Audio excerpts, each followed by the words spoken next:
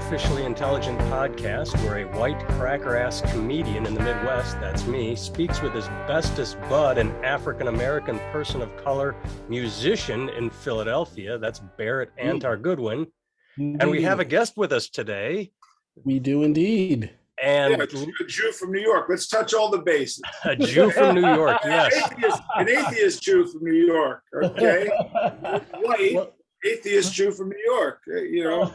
Well, let's get the praise out of the way because there is going to be praise, and let's just get it all up front. The atheist Jew from New York is JJ French of Twisted Sister.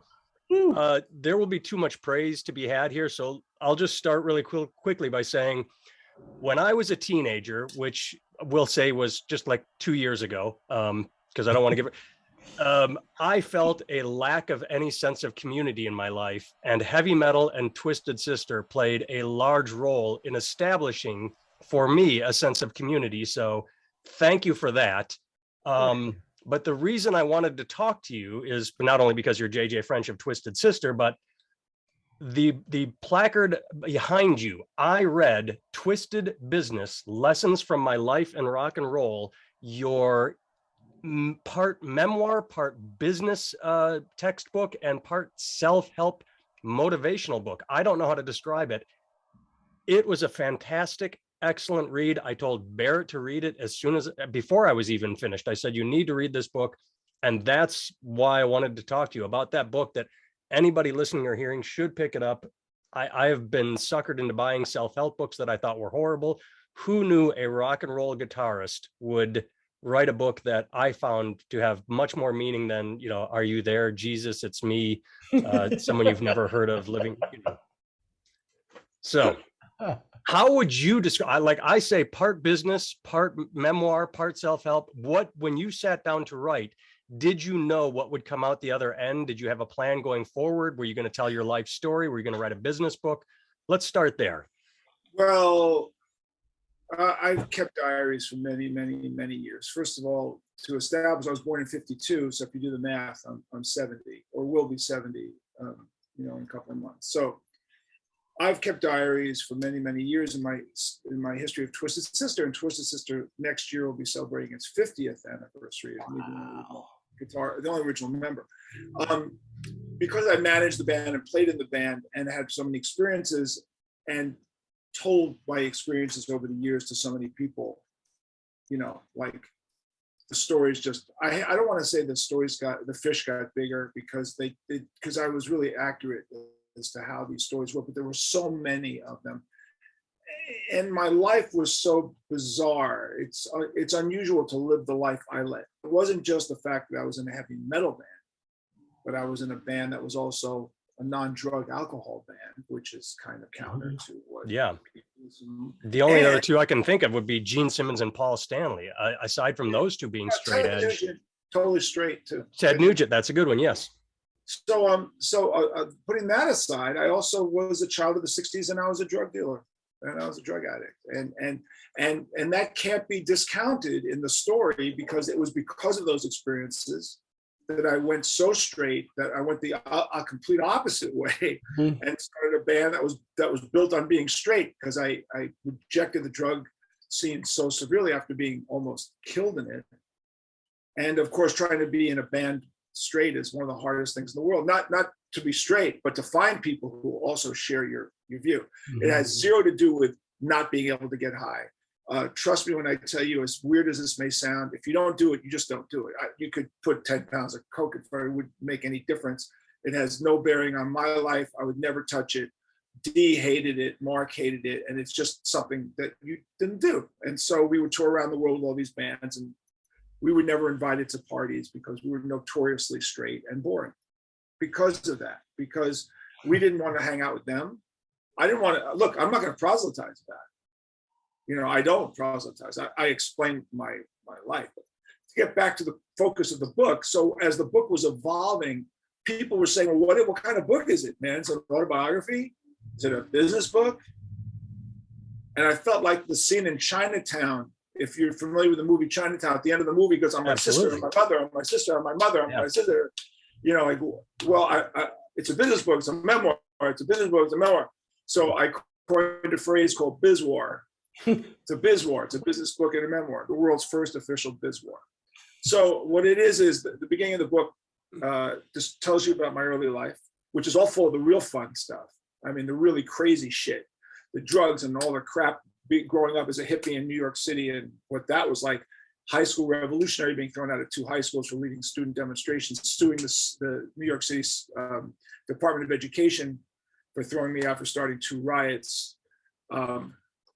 There's that whole world of my past, including my parents being super left-wing, Jewish intellectuals, lack of better way to describe it, but it speaks to a certain type of person in the 60s. So my parents were very progressive, like super progressive. You know, like Obama would be too right-wing for my parents. My parents are super progressives, and we were involved in anti-war demonstrations, civil rights movement. My mother was the campaign manager for Constance Baker Motley, who's the first Black woman to ever be elected to the New York State Senate, who, if you read about the new Supreme Court Justice, and she talks about her hero, Constance Baker Motley is her hero. My mother was Constance Baker Motley's campaign manager in 1964. So here I am, 11 years old, and my mother says to me, we're going to pick up James Meredith, who was the first Black to enter the University of Mississippi under the guise of the National Guard, because Kennedy sent the National Guard in. Well, Constance Baker Motley won the case to get him in there. So my mother suggested that we get him to come up and campaign. So at the age of 12 or 11, we pick James Meredith up at the hotel, bring him up to Harlem. That's not the average life that most people expect a heavy metal musician to be surrounded by. You know, my bunkmate at camp was Ben Chaney, whose brother James was one of the 3 civil rights workers who was murdered in Mississippi, for example. My first guitar teacher was the son of Julius and Ethel Rosenberg, who were executed for giving the Russian bomb secrets, you know, to giving them the atom bomb secrets. And he was my first guitar teacher at a camp. I was in a camp. I didn't know that the camp pretty much had sons and daughters of left-wing advocates, left-wing leaning people, because I was a kid. So I didn't know that. But then add all into that the world of the hippie Beatle 60s revolutionary period of time. You know, you add all these ingredients in. And here I am, 15 years old, living in New York City. My father's a jewelry salesman. My mother's a political consultant. And, you know, when the hippie thing exploded, I needed money for guitars and amps. And so I started dealing weed. I was ahead of my time, apparently, by 50 years, because everyone's selling weed now. You know, I was telling you 50 years ago, get into the weed business. People didn't pay attention. Now you're all copying me. Probably more profitable for you then. You know, in coming to, it was very profitable. Yeah.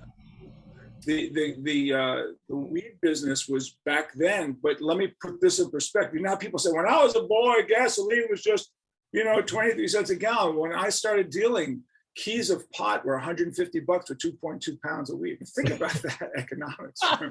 You know, I mean, it was a different 2.2 pounds, $150. Sold ounces for 15, 20 bucks. You made a lot of money. I bought guitars and amps and was able to go to concerts all my life. As a kid, I was able to indulge in every single concert you could imagine in New York City while I was dealing, while I was playing in a band, and while I was demonstrating. I was multitasking on acid at the age of 16. You know, I showed you know, some sort of talent back then to be able to do it. So the fact I survived it all is amazing. The fact that when I was 20 years old and completely turned a 180, rejected that world completely in one day, which is written about in the book. Yeah. There's a reason why, but that day all culminated. Let's just put it this way. My girlfriend at the time was the great-granddaughter of Robert E. Lee. Let's just make this compound this with even more bizarre shit. My ex-girlfriend, Gail Hornifer, was the great-granddaughter of Robert E. Lee, who dated a Jewish drug-dealing hippie from New York because she knew that would piss her mother off. Like, that would check every box. The only box that it didn't check was that I wasn't Black, but she eventually did that. She eventually married a half Black, half Chinese heroin dealer, ultimately. Like, just to ultimately get back at her mother. Now it sounds like a comedy routine, right? This whole thing sounds like, but it's tragic.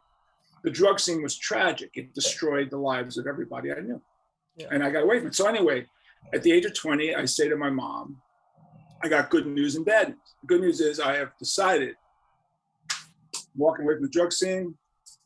I was almost killed in my last drug deal. So I'm walking away from it and not doing drugs anymore. But I'm going to join a transvestite rock band. And so I think my mother probably said, drug dealer, transvestite. Which one is less, problematic? Right. So there you go in a nutshell. So when I got my co-writer, Steve Farber, to work with me on this project, and he said, where are we going with it? Exactly, where are we going with it? To your point, we started just recording stories, right? And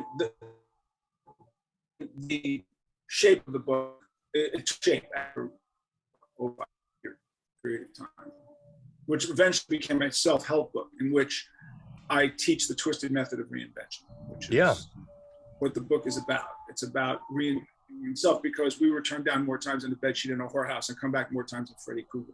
And so therein lies the teaching element. Yeah. Well, let's, you have two memories, you have two thoughts in my head. One is that, well, let's start here and see where you take it. And then when I was reading your book, I got a reminder, a sense of Roger Daltrey's book when I read his. Someone said to him once, "Are you jealous of Pete? Pete writes all the great songs. You're just a singer." And he said, "No, I know what I bring to the band. We're a unit. Like Pete does his thing. He's a great songwriter. I bring what I bring." When I was reading your book, I got the same sense of that. You had a sentence or a paragraph where you talked about what Dee brought to the band, and you knew who you were as a guitarist. And you said, okay, I'm not Eddie Van Halen, but I have a good mind for business. I can bring management to the band, and I know what I am as an organizer. You also said that a band needs two types of people, the Keith Richards and the Mick Jagger. One guy's going to wake up and go, where are we? What hotel is this? And the other guy has today's plan, tomorrow's plan, next week, and a 10-year plan. So you made yourself not only were you comfortable in your own skin. I don't need to be the lead guitar player. I don't need to be out front. You already know you're on stage. You already know you're a rock star. So that's good. And then you bring management to the table and the long-term plan. Can you talk about that? Discuss the idea of being comfortable in your own skin, not having the ego to say, well, Dee's getting all the attention because he's the lead singer, and just being, you know what? I'm a goddamn good rhythm guitar player. I manage the band. I know who I am. That's who I am. I'm good enough. I am excellent. I'm happy with who I am. Yeah, if in the book, as I divide the letters up, the TWISCED, which is you did. You broke it down each chapter. Tenacity, wisdom, inspiration, stability, trust, excellence, and discipline. TWISCED. That's a twisted method of reinvention. The W for wisdom is what you're talking about. Did I know I possessed it? No. I would say that if you ask any of my teachers in school if I had any wisdom, they'd tell you, "Are you kidding me? The guy's a freaking crazy, lunatic, druggy, whatever." So that exposed itself later on. Ahmet Ertegun, the chairman of Atlantic Records, I had dinner with him once, many, many, many years later. And we were just talking about his history of Atlantic Records and how it became a successful label, and how it was someone like him, who's a jazz guy, signed Led Zeppelin and AC/DC, Crosby, Stills, and Nash, when he's at Coltrane, Ray Charles, Coltrane, Sonny Rollins, that's his thing. Mm-hmm. And he said a couple of things to me that I'll never forget. One is, he said, if he had a record label of just the artists he loved, he'd be broke, which I thought was a great statement. Yeah. So you have to hire people you trust to make decisions, to keep your company going. Okay. The other thing, the most important thing he said was that success is easier if you don't mind who gets the credit. Now think about that line. Yeah. Think about that line. Success is easier if you don't mind who gets the credit. So I don't sing. I don't write music. And never, I write a couple of things, but not the kind of music that would sell big numbers the way Dee does. And so it never bothered me. I never occurred to me. Without D, I wouldn't be here if you didn't write those songs. You know, I wouldn't be here talking to you, have a book and a career. So I knew early on when I even joined the first version of the band, which was not with D. The book explains, because D was the fourth lead singer, and the band that made it was the 11th iteration. But I was smart enough to make the changes that needed to be made to get to where it had to get. You know, so I mean, I think if you talk to Mick Fleetwood, he'd say the same thing. He's a manager, drummer, you know, and he'll tell you without Stevie Nicks and Christine McVie, you know, and Lindsey Buckingham, there wouldn't be Mick Fleetwood. You wouldn't know. You'd be playing in a blues band somewhere, you know. And if you're honest, ask Bill Wyman and Charlie Watts. They'll tell you, if it wasn't for Mick and Keith, we wouldn't be where we are. And we're grateful. And so therefore, we'll do what we have to do. You know, we're not being asked to do too much. I shouldn't say not being asked to do much. Yes, you sacrifice. You do. You sacrifice a certain aspect of your life. But what you do is you're trusting certain people to lead you. Not, you know, so many books are written about leadership. I got news for you. That's important. But what's even more important is all the people have to follow the leaders. You know, what kind of personality are those people have? You know, how comfortable are they in trusting the people who lead them? I possessed enough wisdom to understand, you know, what I needed to do. And I didn't know I had that wisdom until an episode in the book involving a conversation with my dad on the day of my mother's death, or the day of her funeral, in which I was 22 at the time. I go into this great lengths in the book because it was a very, very, very important pivotal point in my life. Being 22, I was in the band for 2 years and drug-free for 2 years, but in a band full of raging alcoholics, because Twisted Sister was full of raging alcoholics.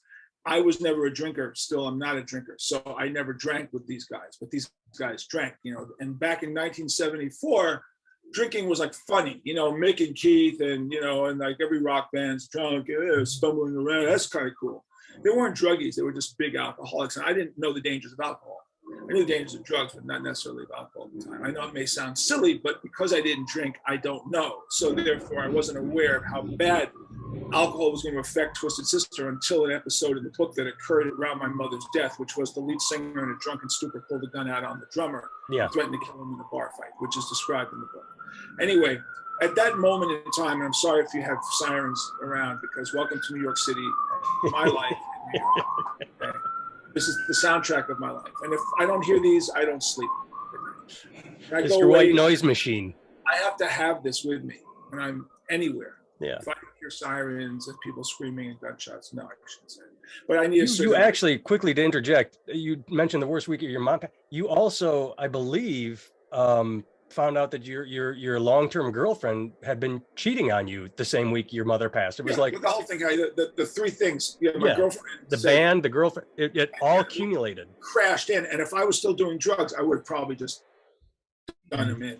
But I was straight, so I was. Instead, I internalized it. It became painful and experienced severe depression for 8 months, which I don't suggest anyone ever go through. Yeah, which been there. I really like near suicidal depression. I didn't eat, didn't sleep. And so I learned from that, by the way, that if I ever was even heading in that direction, seek professional help. Seriously, don't fuck with this, because you shouldn't fuck with it. But I've been down that black hole so much, I don't make light of anyone's depression when they talk about it. I know what pain is, and I was in severe pain. But the point is that my father and I are sitting in the living room, and I looked at him and I went, well, Mom's dead and you and I don't have a relationship, so it's going to go one of two ways. Either we figure it out, have a relationship, or we're not going to talk for the rest of your life. So that's my dad. And he said to me, you know, like, what are you saying? And this is how I know I possessed some wisdom. So I'm 22 years old, you know, and I quickly ascertained that my dad was not going to be the kind of guy that's going to go into therapy. It's just not. Different generation. It's not happening. So I said, look, I'll make a deal with you. I said, let's, if you can forgive me for all the shit that you think I just did, you know, dropping out of this, dropping out of school, being a drug dealer, putting myself in danger, putting you and Mom in danger by dealing out of the house, all the shit that I did. And I forgive you for taking your belt out and whipping me on a number of occasions, which you did. If we shake on that and say let's move on from here. I'm willing to let bygones be bygones and just move on. I'm not carrying any of that with me. They looked at me. That's insanely powerful. The idea that two people can do that, especially in such a interesting, the father-son dynamic, any parent-child dynamic is incredibly complex. The ability to do that is insane. And my brain reading that and hearing it again from you, just imagine translating that to any two-person or multi-personal relationship. Imagine politicians sitting down and going, all right, instead of being Trump apologists, we're just going to say, all right, our bad on the right, and then instead of the left constantly demonizing and saying, just any two people saying, past is past, let's move forward. Any situation, not just political, heartbreak, anger. The idea that you did that, I found incredibly profound. And as I said, hearing you say it here, it just reiterates that. It's an amazing testament to what you were able to do with your father. Thank you. So he said, fine. And we shook hands, and that was it. And we had a good 10 years. And I mean, we talked all the time. He'd be on the road. Hey, how are you? What's going on with the band? What's the latest? You have a new girlfriend, blah, blah, blah. How's business? How are you doing? What, he's a traveling salesman. When are you going to be in New York? You want to go to a Met game? That kind of stuff. We didn't need to plumb the depths of this. You know why? Because I wasn't hampered by the pain of what he did to me that I needed to overcome to be successful. I just put it over here. Mm-hmm. And I'm not saying, by the way, that works for everybody. It doesn't. Yeah. It just worked for me. I compartmentalized it and moved on. And he compartmentalized it and moved on. And I apologize, but the comedian in me, the instant you say we had a good 10 years, the comedian in me says, and then he lived for another 30 years. So that's immediately what pops in. We had a good 10, but he lived for 30 no, but the funny line about it was that I did, after we shook hands on it, I asked him, I said, now that mom is dead, maybe you should stop smoking cigarettes because, you'll have more years to, because we didn't know how long he'd be alive after this, after this grand bargain.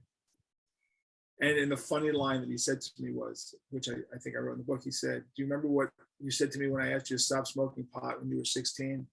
And I said, what was it? He goes, do the words "go fuck yourself" sound familiar? And I went, fair enough. I just went, fair enough, done. Okay. All right, dude. And he smoked himself basically to death, and, so 1984, he died, and he died of prostate cancer, which is another story. I had prostate cancer, my brother had prostate cancer. But the point was he smoked 2 packs of Pall Malls a day. And, and what happened was when they did the autopsy, the doctor said that because of the cigarette smoking, his rib cage crumbled in their hands. That's how they put it in the autopsy. And so when, at his service, I wasn't crying. I was telling funny stories about my dad because he lived his life the way he wanted to live it. And fuck it, I'm not going to be sitting there crying about it. I told Joe, someone who was at the funeral said it was one of the funniest funerals ever because I told stories that my father told me, which are very funny because my father was a storyteller and half of the stories are bullshit anyway. But I would tell them because they were funny. And my father used to say shit like, well, he would say, back, he said, your generation is soft, he said in the blizzard of 88, meaning 1888. To put this in perspective for you, and this is true, one of the worst blizzards in New York ever, the blizzard of 1888. And what happened was the Hudson River was frozen over. And there's pictures in the New York Times of workers walking across the frozen Hudson to work in Jersey City, okay? That's how cold it was, that's how much snow fell. So that was my father's go-to about my generation, not working, hard, soft, right? So, but he would say it kind of funny. He goes, you don't know what tough is. Back in 1888, of course, my father was born in 1910, so he didn't fucking walk across the Hudson River. Okay? I was wondering about that one. I was like, how old? I didn't put 2 and 2 together. I just used to buy it. He used to go, oh, Dad, yeah, I guess we're not as tough as you guys. Boy, you walked across that. I never thought of that. So what happened was in 1978, I was living in Long Island and there was a gigantic snowstorm. It was a famous snowstorm, the January 7th. I remember it. It hit Wisconsin as well. That was a countrywide 78. Yeah, and I was living in Garden City. My girlfriend at the time was living in Hicksville, and her father never liked me. He was the steel company owner. Last name was Palahniuk. Do you know the actor Jack Palance? You know the actor? Yeah. Well, his real name is Palahniuk. So this was a cousin, Jack Palance. These are Ukrainian, tough, big bone and tough guys. And her father just hated me because I was Jewish, because I was not 8 years older than his daughter. She was 17, we started dating, and I'm in a heavy metal band. So the mother liked me, the father didn't. I'd come over to the house, he'd get up, he'd walk out of the room. He was a passive aggressive, just walk out of the room. So for 2 years, this relationship's going on. Every time I go to the house, he walks out of the room. So the blizzard of 78 comes. And I'm living in Garden City, and I called my girlfriend, Lori, how you doing? Oh, my wisdom teeth are killing me. I had them out yesterday. Now there's a snowstorm. I'm home, living with your parents. So I said to myself, I want to visit Lori, but you can't drive because the roads were all shut. So I'm going to walk to her house in the blizzard, 8 miles. And I dressed up with all my clothes and I proceeded to walk out of my house in Garden City and walk. And it took hours because I stopped at a diner, I ate more food. And all I'm doing is thinking, visit Lori, visit Lori. So I get to her house at 5 in the evening. It's dark now. I knock on the door. Her father's in the kitchen. He does 10 double takes. John, what are you doing here? Lori said she had wisdom teeth taken out. She's feeling terrible. So I came to see her. He said, how did you get here? I said, how did you think of that? I walked. He said, you walked from Garden City to see my daughter? I go, yeah. He goes, come here. Sits me down. He makes me breakfast, right? Makes me breakfast. John, I can't believe it. Wow, you walked to see Lori? Oh my God.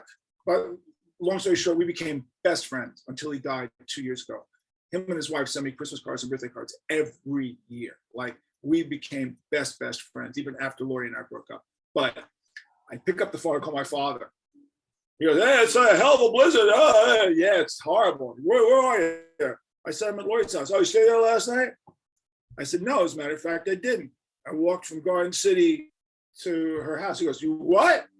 I said, I walked from Garden City in the blizzard. He goes, you walked, what? How long is that? 8 miles. You walked 8 miles to a blizzard to see your girlfriend? Why would you do such a dumb thing? I said, I don't ever want to fucking hear your story about the goddamn people who walked the fuck across the Hudson River when you weren't even born. And he started laughing. And that was the last time he ever talked about it. That was the last time that story ever showed up until his funeral. That's fantastic. That's funny. Anyway, as you can tell, there's a part of me, there is a humorous part of me. I'm even thinking of doing a one-man show because the stories cultivated over the years, the absurdity of so much of my life is present in my head on a constant basis. And before I forget them, I want to somehow figure out a way to present them in a humorous kind of one-man show, if that happens. But right now it's promoting the book. So. Well, you absolutely are a storyteller, and an amazing one. I mean, just verbally here, and then the book, the way your co-author was able to translate your words into, because the spoken word and the written word are two different animals. Yes. And he was able to capture your voice and make it captivating. And that's Steve Farber. That's my co-writer. Yeah. He's my mentor. He got me into the speaking world. He's a professional speaker. And when we decided, he said to me, what you're missing is a book, because every speaker has a book. It's always the same thing when they hire you. They go, what's your book? It's almost the second question they ask when you're a speaker, and your book is, I don't have a book. No, I have a book. So Steve said, you need a book. So Steve, his brilliance was he was able to capture my voice. So people who read the book, who know me, go, God, it sounds like you're speaking to me. There you go. Yeah.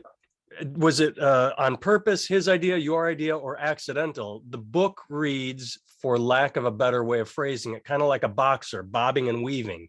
And what I mean by that is, you talk about the struggle of Twisted Sister, and we can get into that if you want, that all the rejection. And I remember that in real time. I remember owning the first, the English release. Was that Under the Blade? And you couldn't get signed, you couldn't get married. And then you talk about that, and you finally break through with Stay Hungry. You are the biggest band in the world. And then I don't remember what the next chapter is, or you open. Okay, I do. So you end a chapter. You're the biggest band in the world, and you open the next chapter, you are in bankruptcy court filing you have nothing. And then several chapters later, this is what I mean about bob and weave. It wasn't linear. We're the biggest band in the world. Here we are, the biggest band in the world. Here's how we went bankrupt. It goes from success to bankruptcy. And then only several chapters later, do you sort of fill in the here's what happened. And I found that structure compelling. The non-linear, it sort of took me, by surprise, not by surprise, because I knew the story, but just the way that's how you told it, not A, B, C, just sort of success. Here's the failure. And then later, here's how we got to the failure. And then here's the rebirth into success again. Because up front, you talk about how Twisted Sister has been more successful in the past 15 to 20 years than they were right after their peak. So the formatting is what I'm getting at. Was that accidental, or did Steve say, here's an idea, or did you say, let's not be, how did the formatting come out for your storytelling? Let's not be linear. I think what happened was, as we tried to figure out the TWISTED, the twisted right, wisdom, inspiration, stability, I think that took us through what would be best exemplified by the letter. So if W is wisdom, there's that. I for inspiration comes in a number of places in my life. S for stability is very important in a business. All these letters translate to business lessons, because every business needs the same thing. It doesn't matter if it's rock and roll, and it doesn't matter if it's music. It could be anything. But tenacity, people say, what's the most important letter? Well, the T for tenacity is the most, because if you don't have tenacity as an entrepreneur, you got nothing. I mean, you may as well pack it in to begin with. But wisdom, inspiration, I mean, come on. Entrepreneurs are built on inspiration. Entrepreneurs are built because when they were at a young age, they saw something, heard something, smelled something that said, that's what I want to do. And I'm willing to risk everything in the world to do it. And inspiration is the fuel before you have money. And hopefully money takes over and you don't need that much inspiration later on, because, you're already on your way. But without inspiration is what drives your passion. That's it. Stability in any business needs a stable business, and how to run a stable business, how to understand stability in any business. If you think of a business as a plane flying, and a plane hits turbulence, and every day a plane hits a little turbulence, and that's fine. That's totally cool. There's different turbulences. There's challenge. There's chaos, and there's catastrophes. And understand the differences between them all. You may find it hard to believe that a heavy metal guitar player is explaining to you basic business technique, but it's in fact basic business technique. And I give you exact illustrations of what happened. Now, did I know all of these lessons were going to come into play 30, 40, 50 years later? The answer is no. What happened was we learned on the way. Okay? You learn as you go. And then if you're smart enough, you figure it out and you move on. And when I talk about overcoming challenges and crises and catastrophes, I give you lessons as to how and why these things occur and how to adapt. There's two kinds of chaos in a business. There's proactive and reactive. And you go, what's the difference between proactive and reactive? It's the same difference as football teams have offense and defense. What's the difference between offense and defense in sports? The offense knows a split second before the defense. That's the key. So when you're running a business and you're dealing with all these kinds of crises, there's two kinds of crises. There's basically proactive and reactive crisis. And hopefully as a business, you make proactive crises. You don't make reactive crises. Reactive crises is where you have to know how to handle a reactive crisis, but you better off making the problem and then solving it, rather than going, shit, I didn't see that problem was coming and now it's hitting me. That's the point. So it applies to rock bands. It applies to any business. How like sometimes a business is stale and you have to shake things up, and say you fire a bunch of people, you do something, well, you do that because or you make new Coke. You're making a preemptive strike in order to survive, and that happens with rock bands and happens with any company, as opposed to a reactive strike, which is, guess what? Your drummer just died this morning. Well, there's a reactive strike, like when AJ Pero died. I wasn't expecting that to happen. Okay. So what happens when these crises occur? What do I tell people? When these crises occur, there's a process by which you can adjust to these crises. And I quote Joe Louis in the book, I think, because Joe Louis is one of the greatest quotes.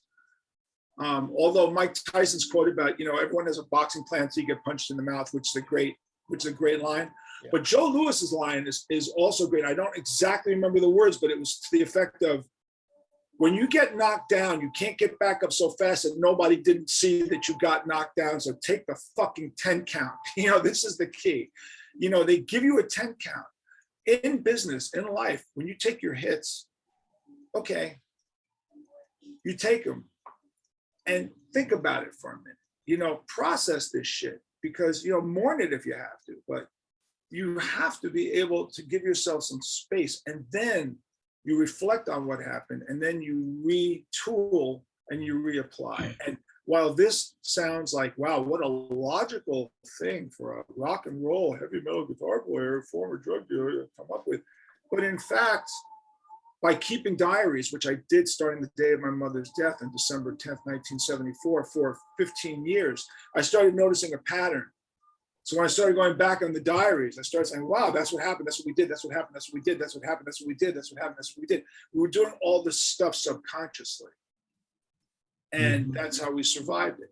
So even coming back in 2003, after being dormant for 12 years, that was an extraordinary circumstance. And then how we changed our business model to adapt is interesting. Before the bankruptcy even happened to me, don't know if you guys remember, you certainly are too young to remember, but the heavy metal scene fell apart in 1988 when grunge came in. And it fell apart in 1 week. And I do mean in 1 week. In 1 week, Nirvana and Alice in Chains hits MTV, and White Lion, White Snake, Def Leppard, everyone gets, it's like the dinosaurs. A meteor came in and wiped out everybody. We had already stopped playing, so it didn't wipe us out. So we were fine. Look at COVID. COVID 2 years ago stopped the entire live concert business, right? Put tons of people out of work. We already stopped 5 years ago, changed our business plan. So we managed to be in hibernation at the best possible time to be in hibernation and change our business model. So Twisted Sister today is a licensing machine. We license our music for TV shows, soundtracks.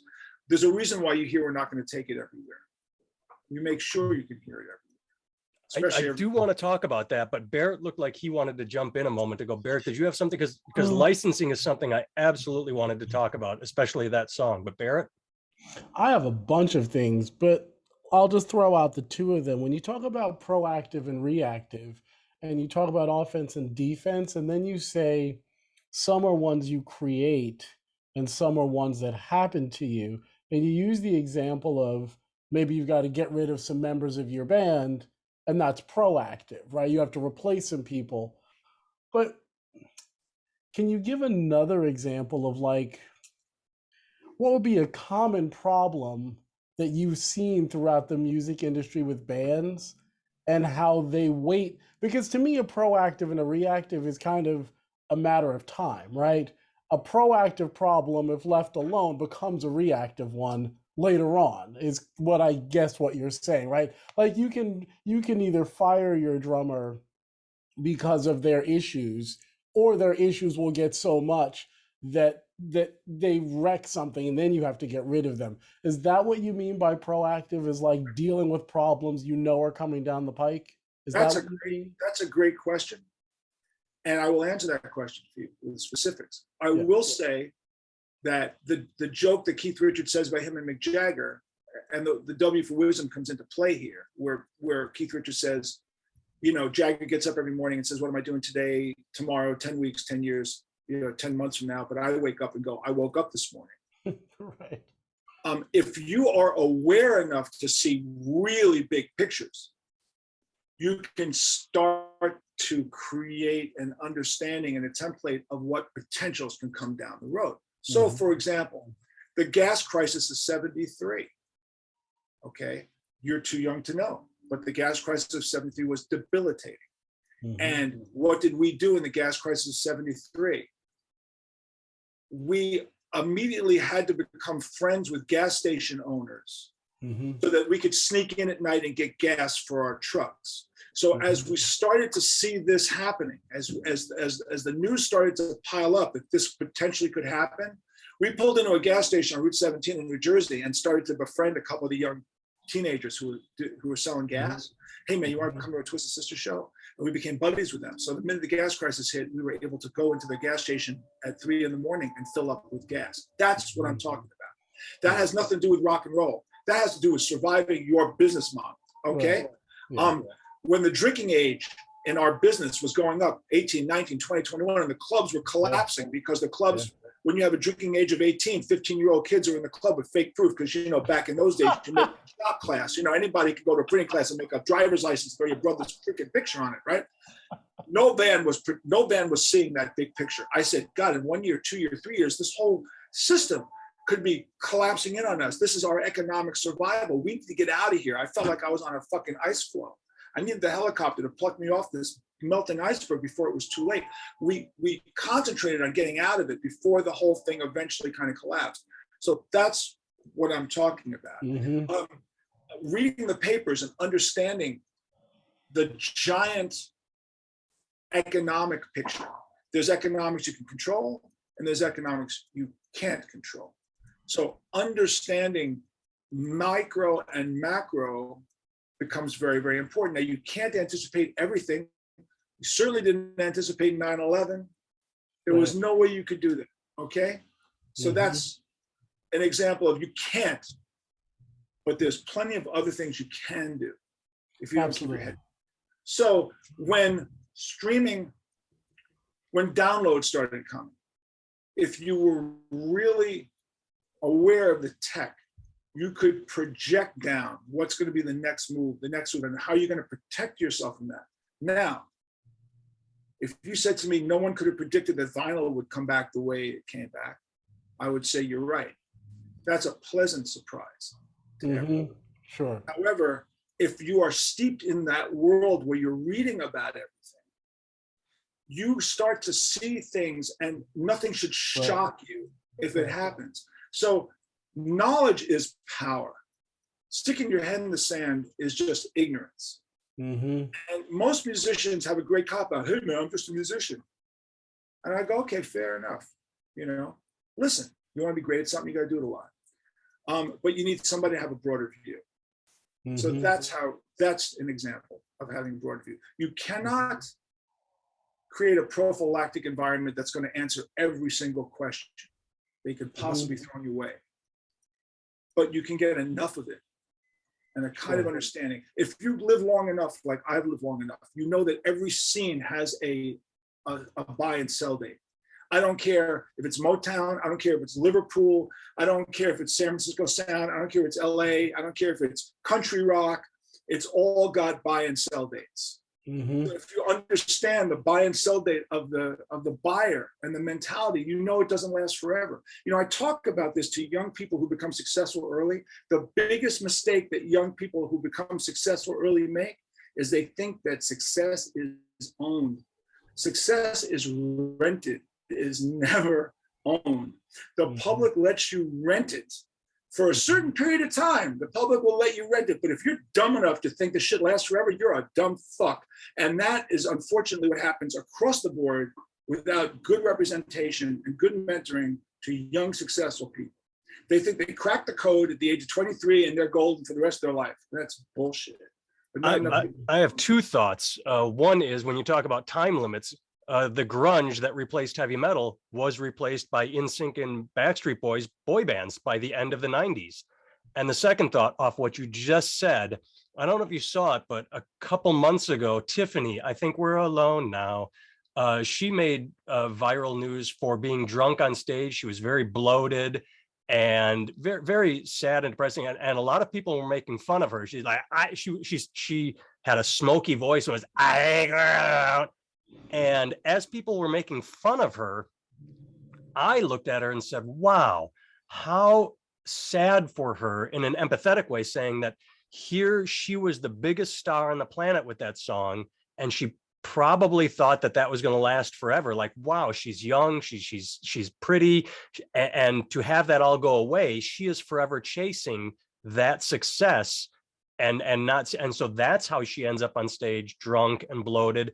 And I just thought it was very sad that people were making fun of her because her whole life had peaked so young And what you said, there was a time limit on it, and she did not pivot. She did not change. She did not. I mean, you think about the Police. The Police, every single album was different. And then when they peaked, they said, done.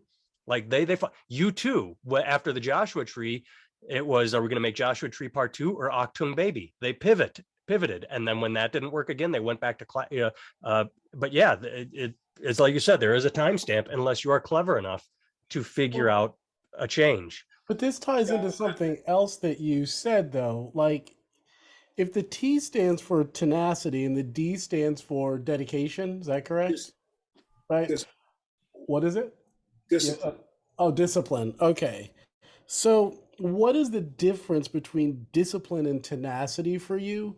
And where do you draw the line between understanding what your sell by date is and being tenacious, right? Because that's where the lines get blurred, right? Because there are many people, like you guys got a bunch of rejections and didn't, right? And then when somebody finally saw it, then it really took off. But what if you pivoted too early or made it, right? Like, how do you discern between tenacity and discipline and knowing where your sell by date is? And when to quick compound on that, because he mentioned it and you mentioned in the past, so a two-part question, what Barrett asked, and then you talk about the rejection. And early on, you said that the president of, or the founder of Atlantic said you need to surround yourself with smart people. You did get rejected so often. You had built up such a following, like record executives or A&R people came to see you pack these halls, and they still went, eh.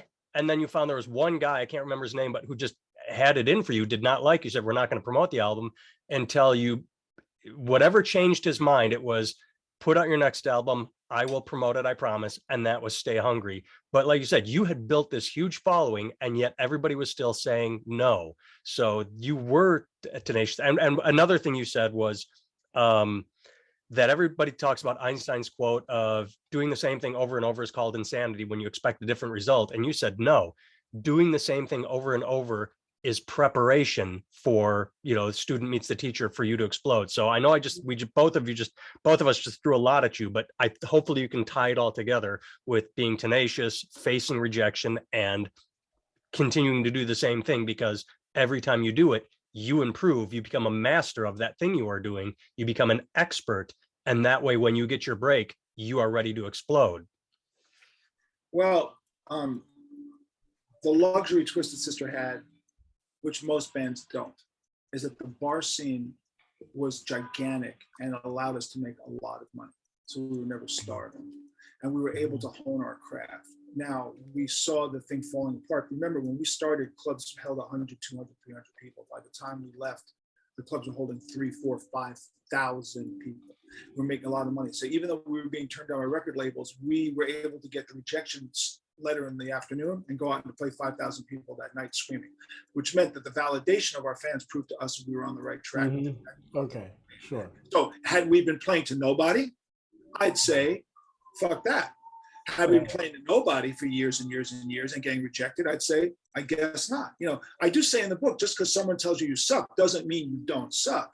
And when we were rejected by the record labels, we weren't giving them the right songs yet, but we certainly were making our fans happy. So we were able to be stable enough to keep our fans happy. But even us, and that's a great question. So I will tell you this, absolutely. That had the last shot at being signed by Atlantic Records not happened, meaning going to England, taking that shot, being on that TV show that finally got us that deal, that was the one time I said, if this doesn't work out, we're going to go back and we're going to play the last round of shows and pay the bills and walk away. Because it had been 10 years for me at that point. Mm-hmm. In fact, on my 29th birthday, which I think I write about in the book, yeah.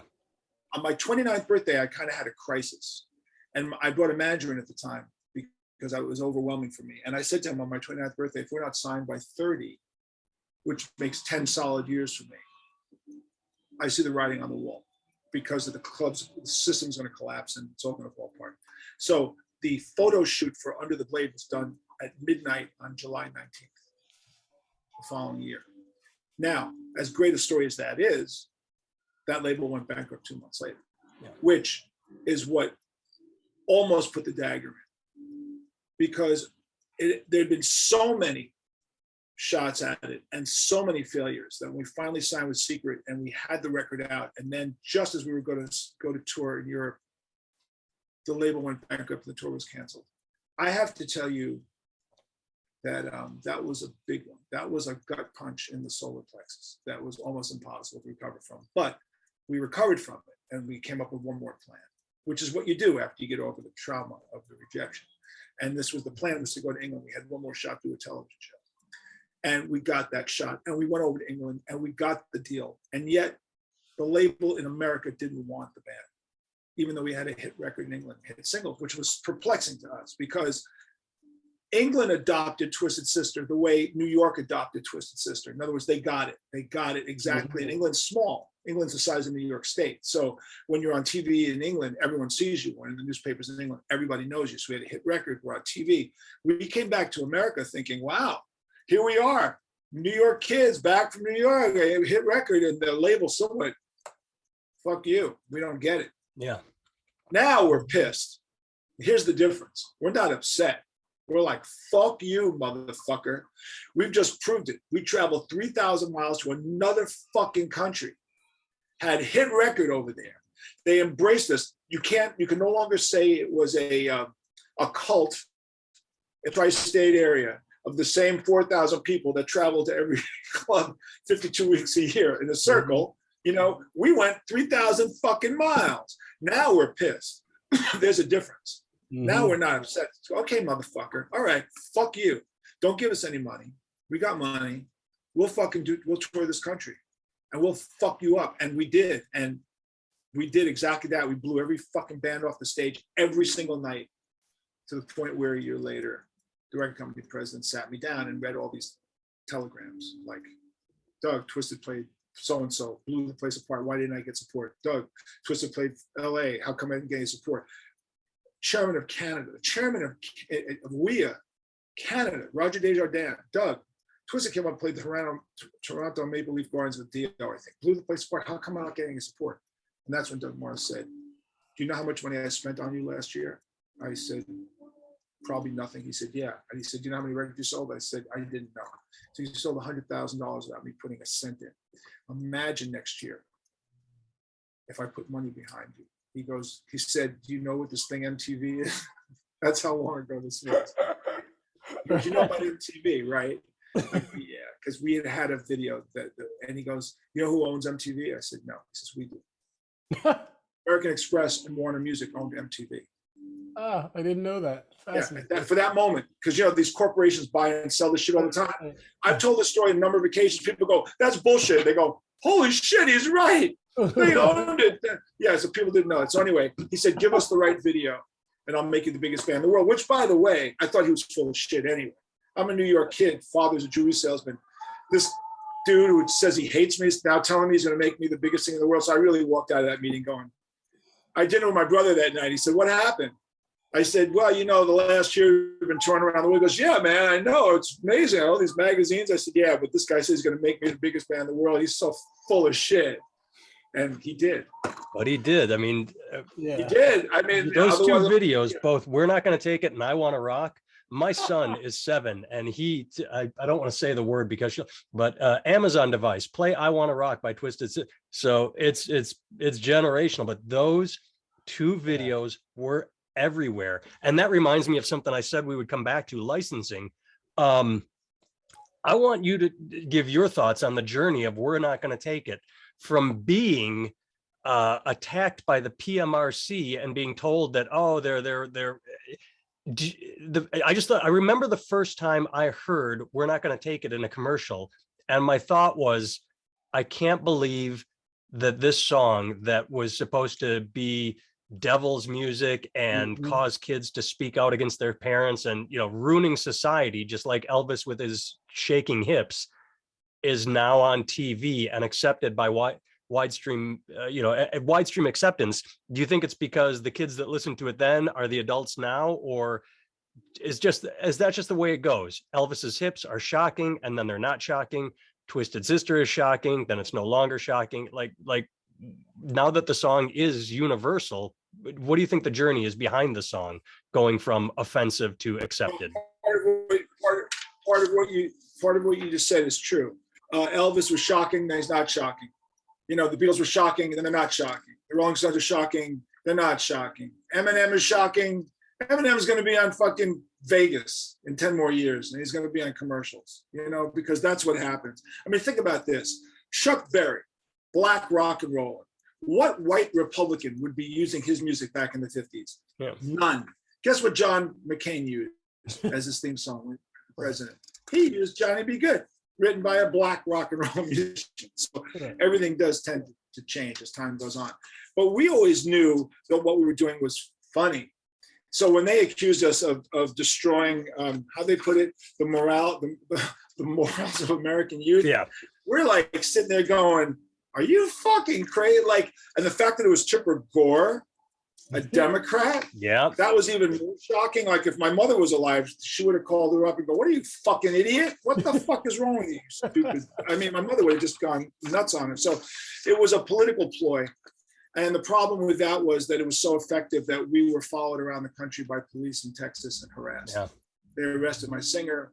They had guns pointing at us. I mean, I had guns pointed at the stage in one of the shows in Texas. Four troopers with rifles. And this is late. This is the 80s. We're not talking like 1950s rock and roll coming on to this. That's the amazing thing about it, is you think that by the 80s they would understand what rock and roll is, and that we're talking about harassment. We're talking about harassment at levels that you can't possibly imagine, right? And so D gets arrested, and we get harassed. And I mean, the day after D got arrested in Amarillo, we were playing in Brownsville. I'll never forget, the Brownsville, Texas sheriff comes in. And, you know, he's like one of those good old boys out of, like, you know, Smoking the Bandit type of movies. And he's got a little kid with him that looks like a smaller version of him. And he walks in the dressing room and he goes, which one of y'all is the drummer? And we thought that AJ had screwed some 16-year-old girl and we were going to be arrested. But of course, we go him. So he goes, my son sits behind you tonight. AJ goes, no. He goes, good. I don't give a fuck what y'all say tonight. Now, you know what that conversation was, don't you? His wife said, Earl, Junior loves that, man. And if you can get Junior to sit behind the drummer, you better not fucking touch those boys. Okay, dear. Yes, dear. Dear, okay. But, you know, we were harassed, and we played in Midland, Texas. Do you know about Midland and Odessa? They're side by side. Yeah. So there's Dallas, Fort Worth. You want to raise kids who live in Odessa. You live in Midland, you want to raise hell, you live in Odessa. Okay, that's it. So we're supposed to be playing in Odessa, but the theater wasn't working. So they put us in Midland, Texas. And the chief of police comes in, he goes, boys, the sheriff is running for re-election this year and wants to arrest y'all. And he goes, but I don't want to do that to you. So if you all promise not to curse tonight on stage, I'll get you out of town. I'm thinking to myself, what the fuck kind of movie is? What is that? You know, it's like this is a movie. He goes, boys, just don't curse. And, you know, cursing is our stage shtick, you know, because the band wasn't drugs and alcohol, so we cursed a lot. That's how people thought we were crazy. Sick motherfucking friends of Twisted Sister, fuck this, fuck that. So we didn't curse. And he said at the end of the show, he says, boys, thank you. And he escorted our entire buses, trucks to the town border. And there was the fucking sheriff behind a billboard waiting to arrest us. And the chief police got out and said, get your cars out of here. These boys are getting out of town. Get your fucking cars out. Smoking the Bandit shit. Buford T. Justice. You know, so that was what life. And then wait, let's take this even further in its absurdity. So here the government's telling us we're the worst things that ever happened to America's youth, right? 2003, we do a tour, Korea, for our troops. I got all these generals fighting over us to be in photo ops. I'm standing at the Korean Wall, 38th parallel with this general, that general. I want a picture with the guy. I want to stand next to you, Snyder. I want to be with Twisted Sister. Yeah. Like 30 years ago, throw their ass in jail. 30 years later, it's like, yeah, man, I want to rock. Yeah, man, I want them on my base. No, I want them on my base. These are generals fighting over what base we're playing at in Korea. You know, you live long enough, you see some crazy shit. Well, and that's why today I actually just talked about this. we're boycotting Disney because they're grooming kids and everyone's up. And I'm like, I lived through the satanic panic. This is just patterns repeat. You, like you said, you get old enough, you see these, all they do, some idiot says, protect the children. And I mean, that's a good rally cry. You don't want kids to get hurt. So dumb people just like, oh yeah, protect kids, either from heavy metal, from Satan, or now from Disney because they're groomers or what. You just see patterns repeat themselves. And it's a combination of funny and sad. But how is it? We're the straightest band touring. Yeah.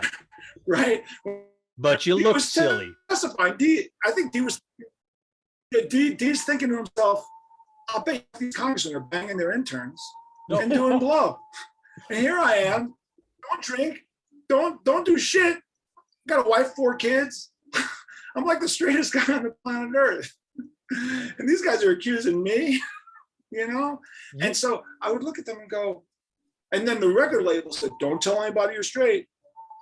That'll ruin your reputation. You know what you just described? Do not tell anyone you don't do drugs.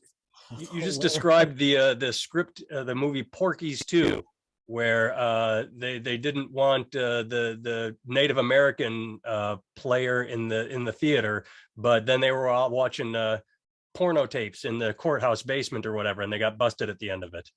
I never thought I'd make a Porky's 2 reference on here, but that's what I just did.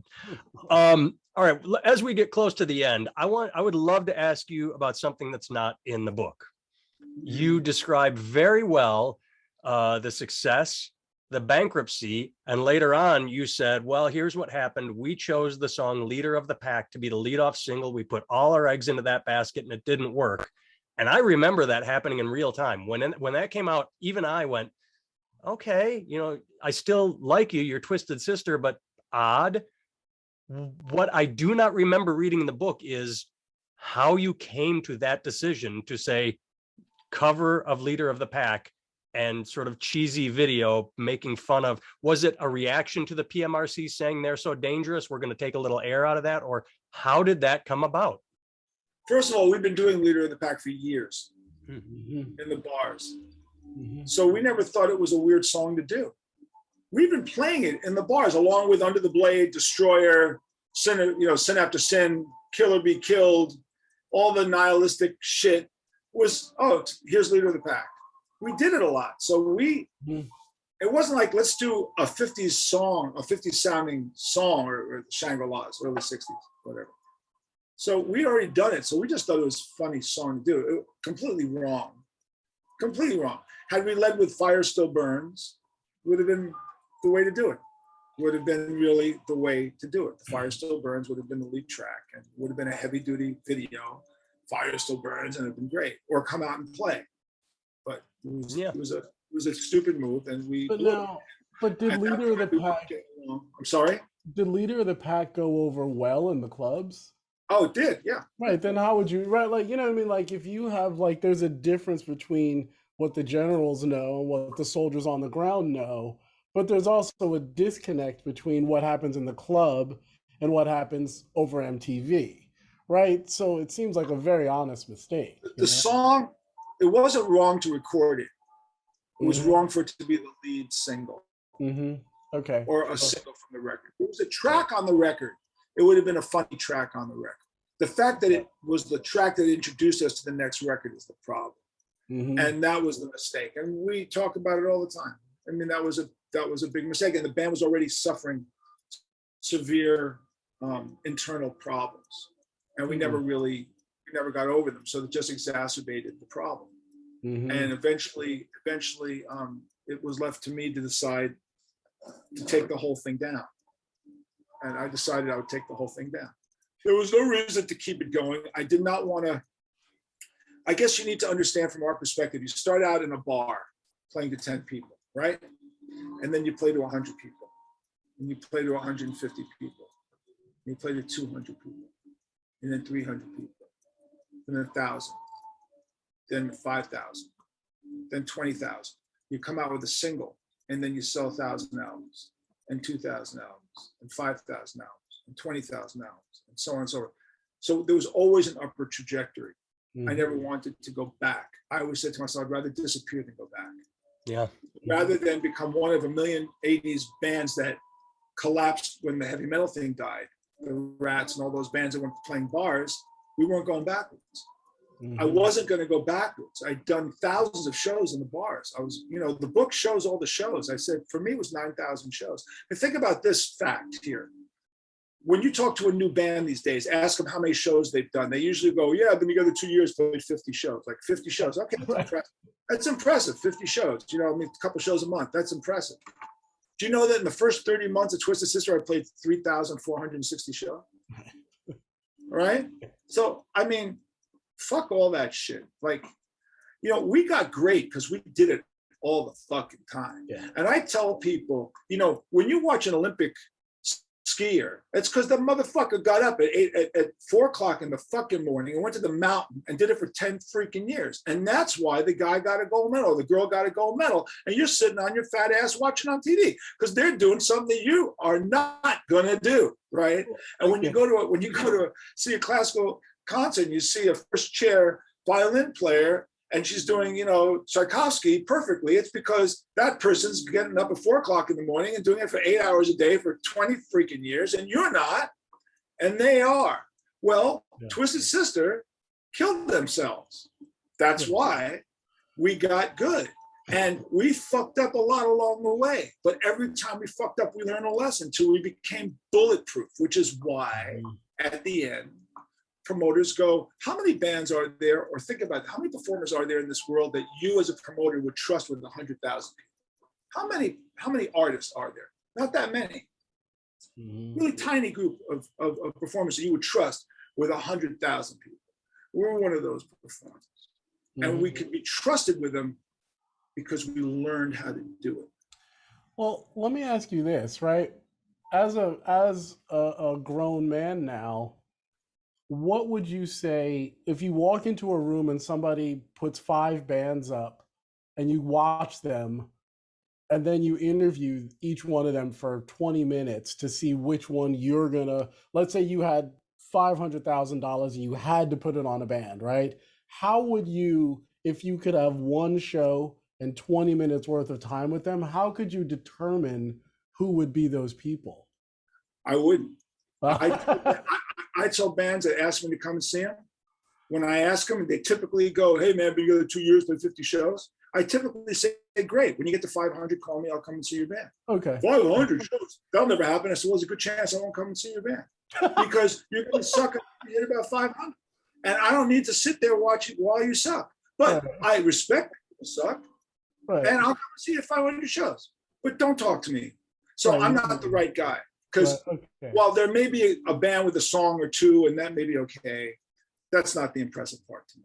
The impressive part to me as a band, as a character, is can they keep a business together for a long enough period of time and do enough of those shows to actually show how good you can possibly be.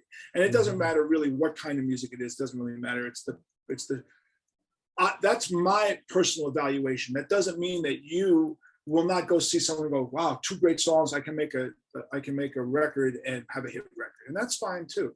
But that's not my that's not my bellwether for whether I consider someone I want to put my resources in. Seven Dust is a band that I produced. And Seven Dust hadn't been together long, but those guys had all been in bands for years. Do you know what I mean? So when they finally got the right pieces together, they had come from other bands that had played for years. So they understood the mentality of what they were doing, and they had a sound that preceded Limp Bizkit and Korn, and it was the nu metal era.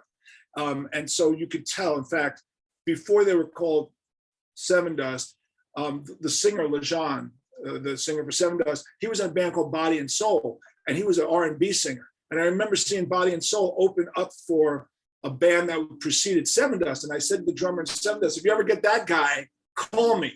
That guy is a motherfucker. Like, that guy is a motherfucker. So they call me and they go, we got Lejean. I go down, meet Lejean, and they're doing like death metal, and Lejean's going, fuck him, and I'm going, why are you doing that? You got like one of the greatest R&B voices in the world. It's time to sing, So he stopped doing the Cookie Monster shit. He didn't need to do Cookie Monster. He could sing. Lejean was a fucking awesome singer, man. And John was a great guitar player. And Clint, that's another whole story how Seven Dust came together. But the point, to your point, is they were veterans, right? Yeah, no, that's a real thing. You show me a 22-year-old kid wants to be a star and comes to me, tell him, call me when you're 28. I don't have time for your 22-year-old bullshit. Right. Right. Unless you started at 12 and have put in and have played 1,000 shows between 12 and 22, you're not interested. Well, and that's what you just described as Taylor Swift. Everybody said Taylor Swift, oh, she's this 14-year-old kid. And then you learn a little about her story. She was writing songs at age 2, 3, or 4, 6, where like when she was a teenager, she had put in her Malcolm Gladwell's 10,000 hours. And you also reminded me of the Greg Allman Band, who would just go set up in a park and play all day and then go to the gig at night. It's like you said. So to your point of 10,000 hours, which I talk about a little bit, I actually did an analysis because I have all my diaries of how many hours we played and rehearsed before we were signed by Atlantic Records. Do you know that if I added all the days I performed and rehearsed, it was 9,800 hours? Mm-hmm. So when we finally were signed to Atlantic, we were like an 18-month pregnant woman. That fucking baby was I wasn't coming out as a preemie, motherfucker. That baby was coming out as an adult. All right. It was like any of the animals that can walk as they come out, like, you know, like a giraffe that comes out and can walk. Your baby was ready. It had its legs. That's awesome. Well, Barrett, is there anything else you had? I looked at all my notes. Did I answer your questions sufficiently, by the way? Yeah, you did. Oh my God, yes. I mean, thank you so much for taking time out of your day to talk to us. To anybody watching, listening, Twisted Business, Lessons from My Life in Rock and Roll. I cannot recommend it enough. As I said, I told Barrett to read it when I was halfway through before I even thought of contacting you, thought of reaching out to you, because as I said up front, it's part memoir, and that's fascinating to read someone's life, part business book where you go, oh, this guy did something, became a multimillionaire, lost it, rebuilt it. So you're learning. You can learn from other people. The idea that you know, like, I know everything, I'm a smart guy. You can learn. And then, as I said, it's a self-help book. You talk about these trying times in your life and what you used to get through them.